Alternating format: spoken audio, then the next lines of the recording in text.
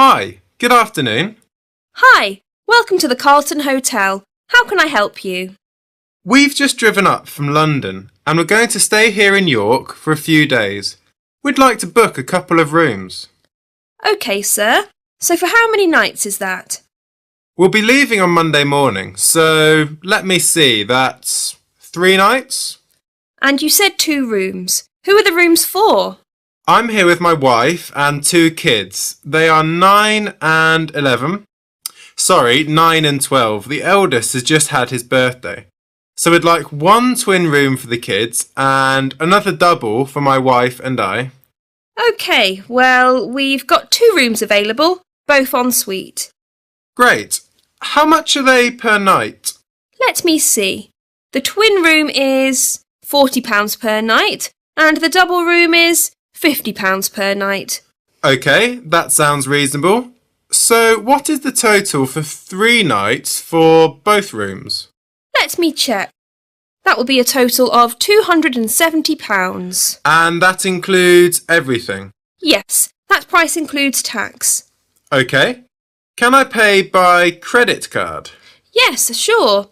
You'll need to pay for the first night now, and you can pay for the other nights when you leave. Or you can pay for all 3 nights now.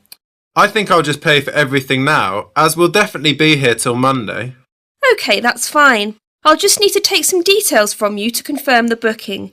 Can you give me your full name? Yes, it's Michael Fernsby. That's Fernsby. And what's your date of birth, please? The 15th of October, 1968.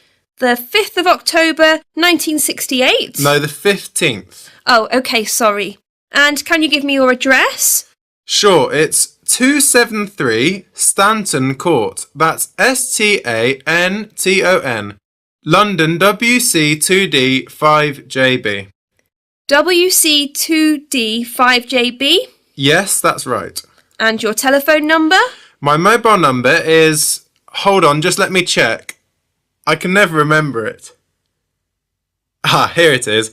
It's 08773 879 456. OK, those rooms are booked for you then.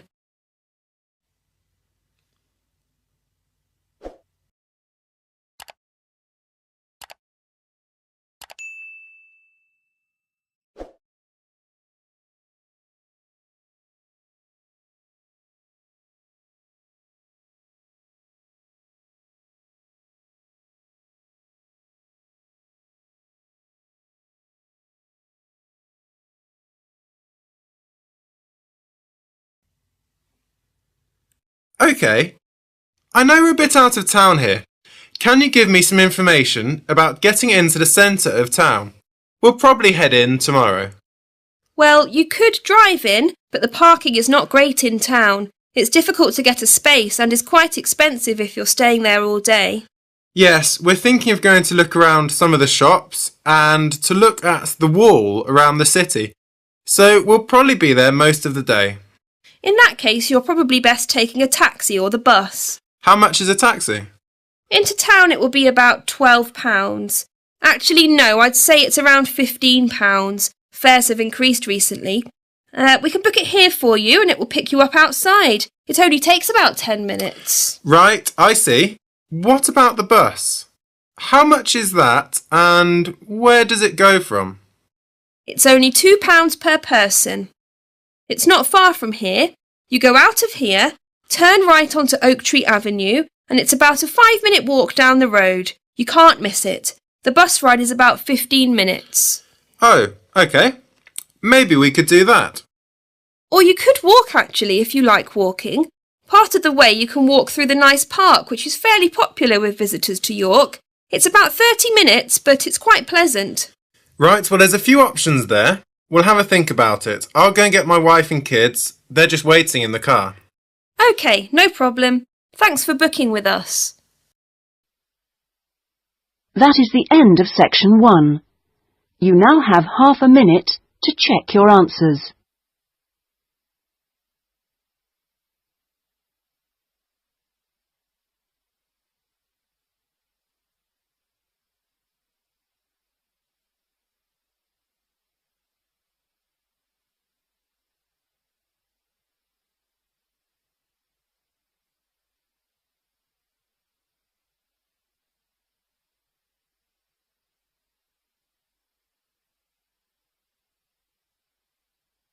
Now turn to Section 2.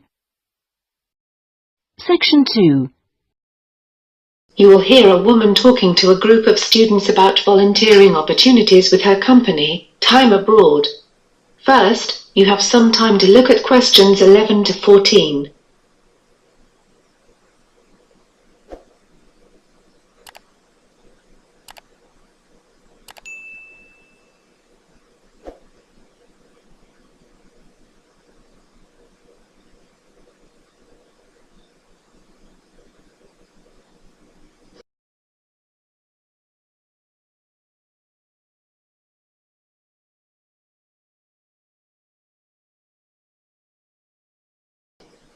Now listen to questions 11 to 14.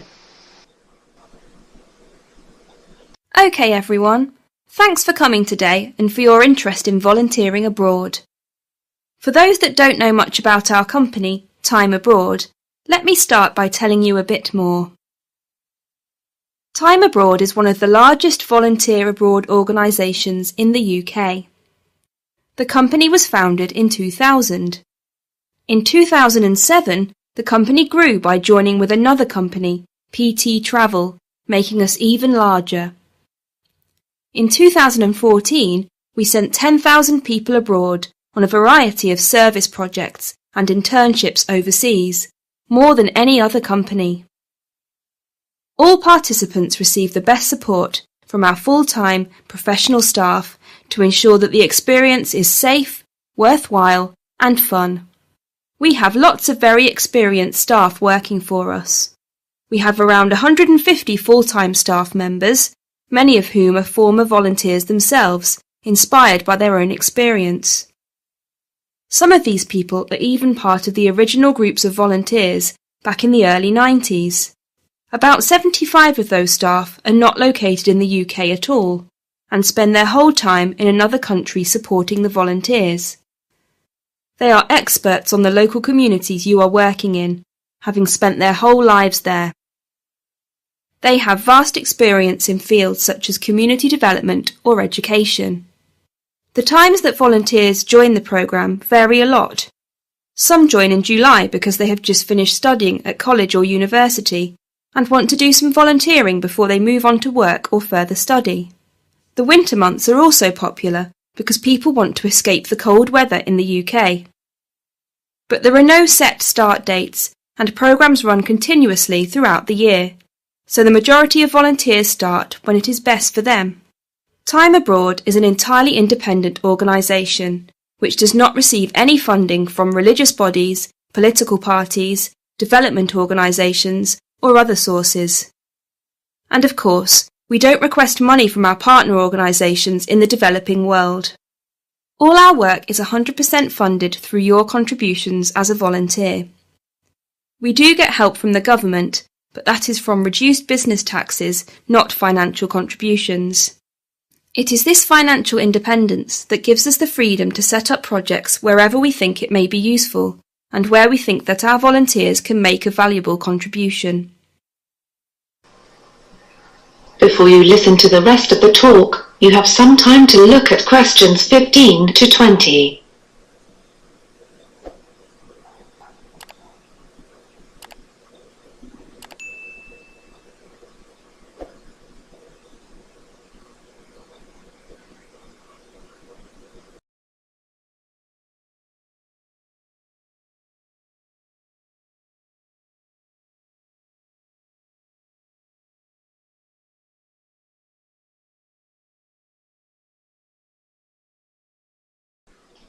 Now listen to questions 15 to 20.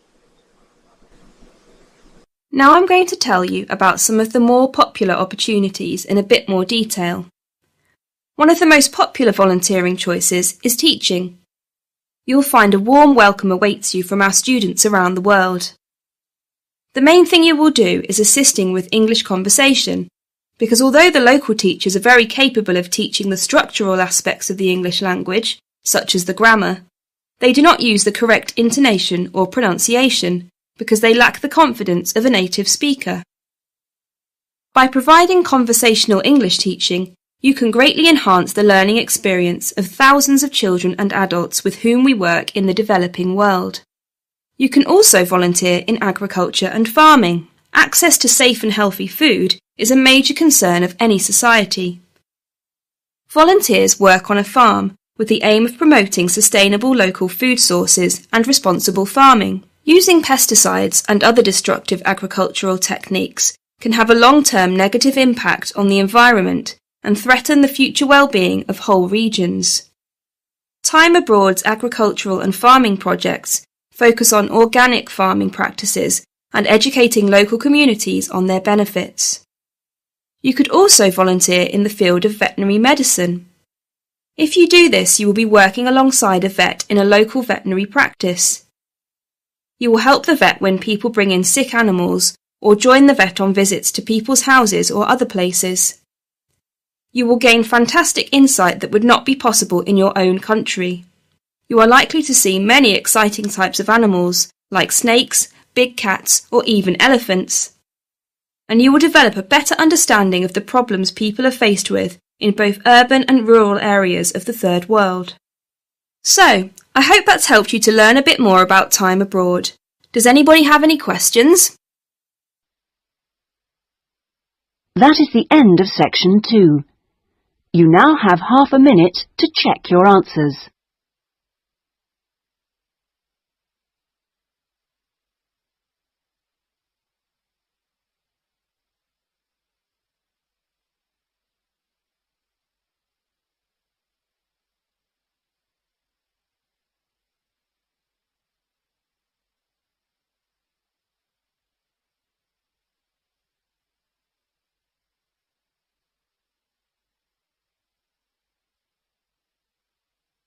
Now turn to section 3. You will hear a woman inquiring about a media studies program. First, you have some time to look at questions 21 to 25.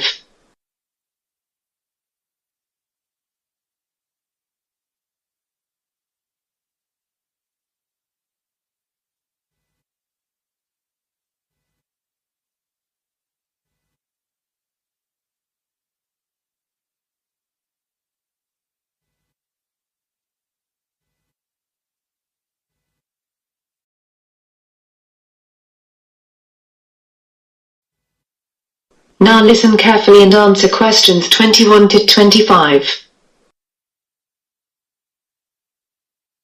I'm looking for some advice about doing a master's degree in media studies. Am I at the right place? Yes, my name's Mark. I'm head of the Media Studies course. Nice to meet you. And you are?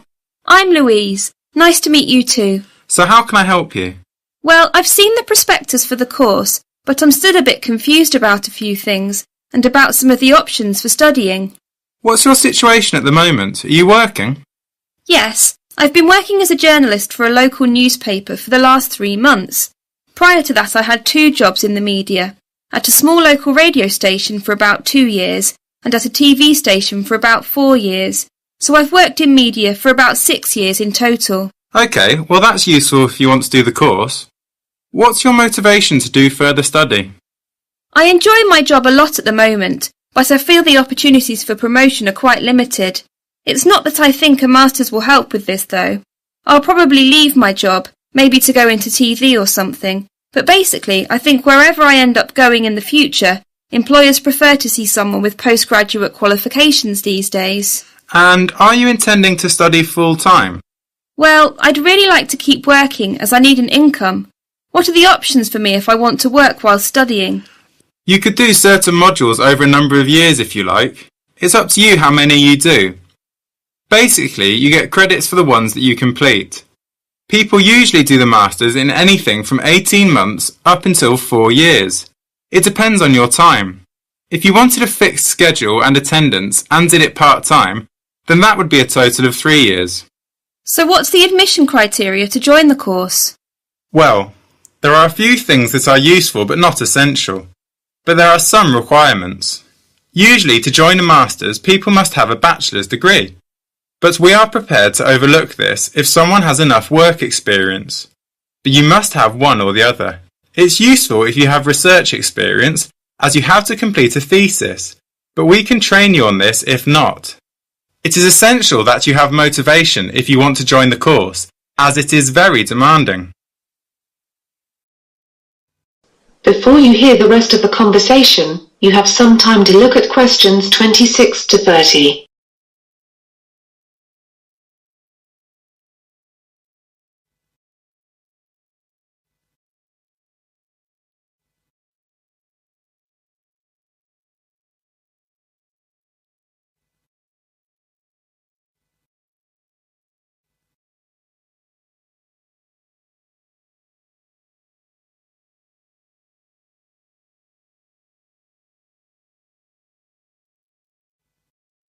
Now listen carefully and answer questions 26 to 30. What about the costs for the course? The fees for a year if you are studying part-time are £2,250. No, sorry, they've gone up this year, £2,400. Of course, you are paying for all other living costs. Is there any kind of bursary or scholarship available to help with the fees? Yes, there are things available, but you have to meet the criteria to get funding. Often, though, the university will actually contact you about funding.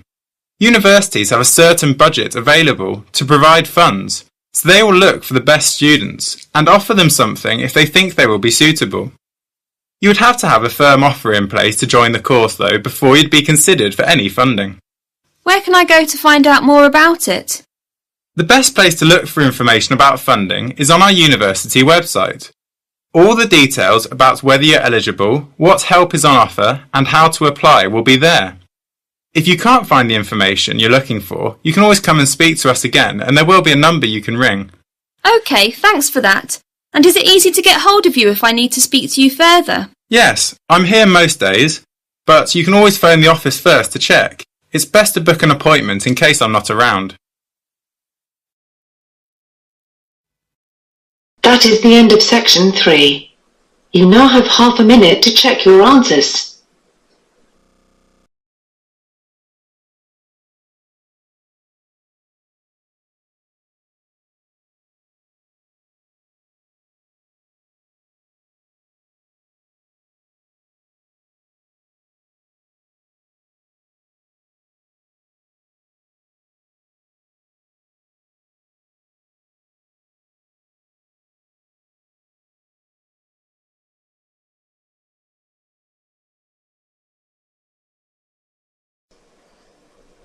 Section 4.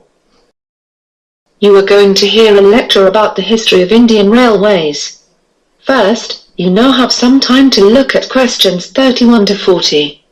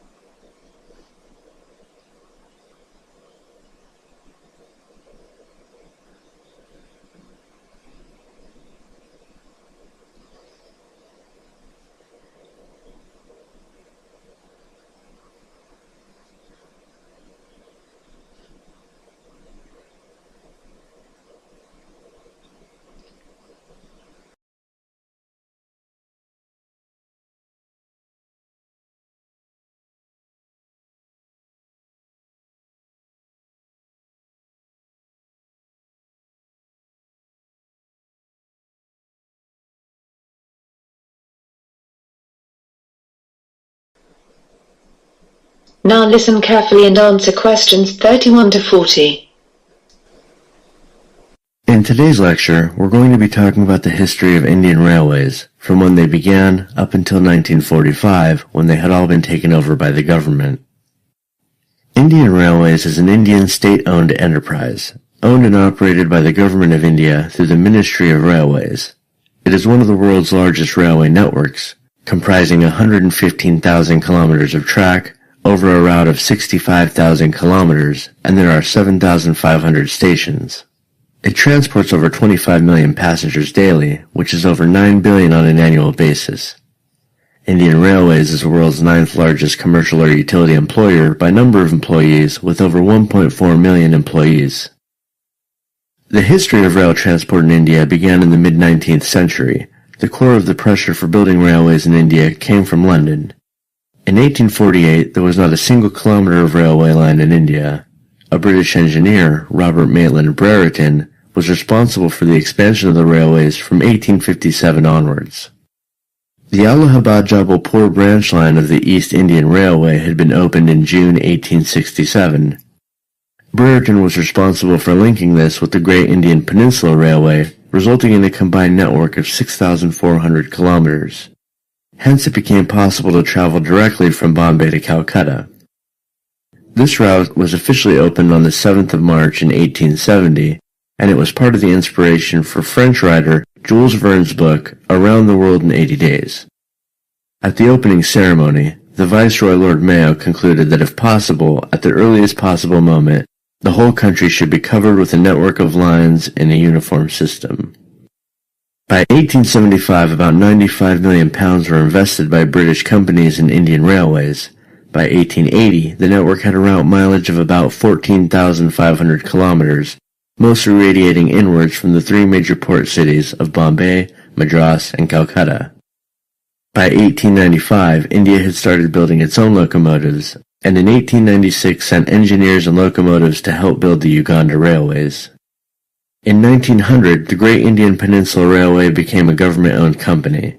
The network spread to the modern-day states of Assam, Rajasthan, and Andhra Pradesh, and soon various autonomous kingdoms began to have their own rail systems.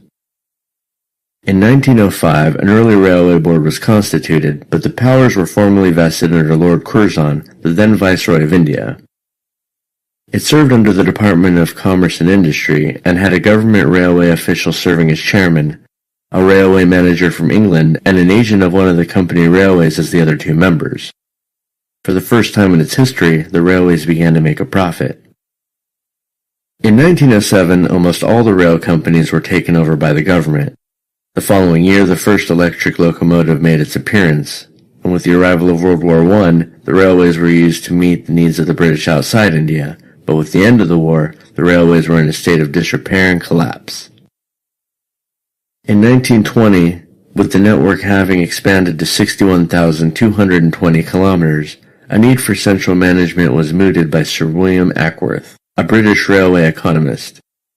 Based on the East India Railway Committee chaired by Ackworth, the government took over the management of the railways and detached the finances of the railways from the other government revenues.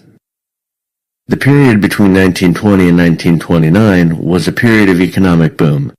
There were 66,000 kilometers of railway lines serving the country. The railways represented a capital value of some 687 million sterling, and they carried over 620 million passengers and approximately 90 million tons of goods each year. Following the Great Depression, the railways suffered economically for the next 8 years, and the Second World War severely crippled the railways. Starting in 1939, about 40% of the rolling stock, including locomotives and coaches, was taken to the Middle East.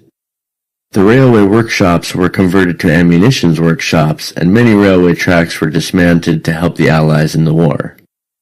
By 1946, all rail systems had been taken over by the government. That is the end of section 4. You now have half a minute to check your answers.